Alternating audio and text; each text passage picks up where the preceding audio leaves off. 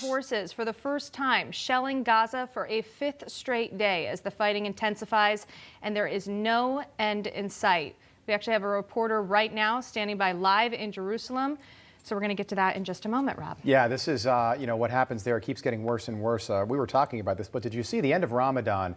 Yesterday. Rachel, the vice president, put a message out on Twitter acknowledging that, but then not acknowledging the violence that we've seen over the last week in Israel. And there was a very similar message put out by the president. President Biden put out as well, and a lot of people reacting. As you just said, what about what's going on? How are you acknowledging the end of Ramadan as a joyous time, which typically it is, but not in this moment? Well, this is the worst it's been there in Benjamin Netanyahu's time, and really probably in the last 15 plus years. Right. So let's get into that a little bit more right now. In the Middle East, Israeli forces and Palestinian militants have entered day 5 in their ongoing exchange of rocket fire. Hamas has launched roughly 1,800 rockets into Israeli civilian areas, while Israel continues to target strategic Hamas locations and in Gaza. Now, meanwhile, the death toll continuing to climb with no end in sight for a ceasefire. Live from Jerusalem now, Tzippy Yarom joining us this morning. And Tzippy, roughly 100 people have died and over 600 there have been injured. Can you describe for us what the situation looks like right now? Endless sirens going all night, all day long. I'm actually in Jerusalem, which is relatively quiet. Right behind me is a kindergarten that was very vibrant an hour ago, because here we even have schools, but not in southern Israel, where my nieces and nephews can have normal lives and can have normal nights to sleep because they are being shelled with rockets nonstop for the last 5 days. Okay, so just to reiterate, right behind you is a kindergarten. You are in Jerusalem. Yes. This is something that people are starting to point out. So many civilian children being impacted by what's going on. Do you expect to see an end in sight anytime soon? You know what? When it started, we thought it's going to be 1 day cycle and then that's it. It doesn't look like that. Hamas is just intensifying their attacks, which means Israel is intensifying its attacks on the terrorists, and then it's an endless cycle that we think would go on for several more days at least. Right. Now, back here in the United States, White House Press Secretary Jen Psaki spoke about this situation. Let's listen real quick to what she had to say.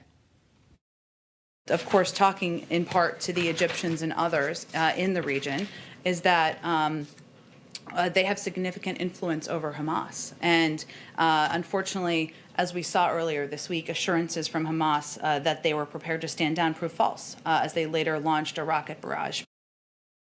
Now, Tzippy, let me ask you, what role are other Middle Eastern countries playing to de-escalate tensions between Israel and Hamas? Basically, everybody is trying to get in, but they're right. Egypt is the most significant player here because they are bordering with the Gaza Strip on the other side.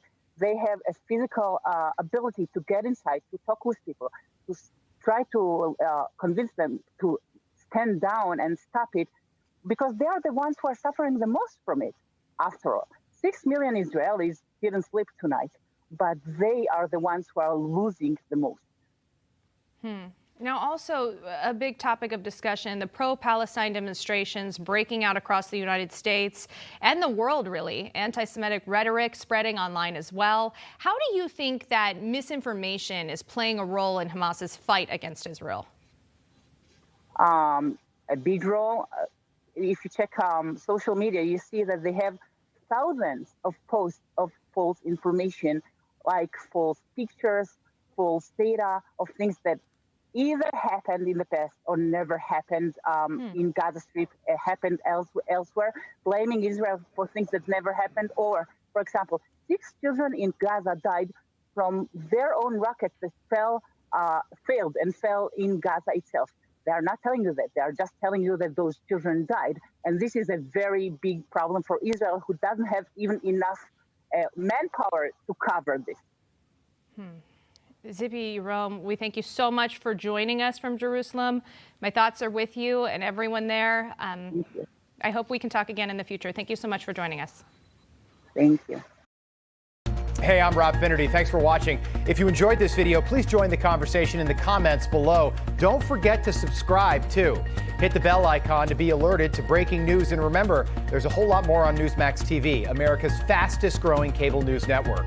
Newsmax TV, we're real news for real people.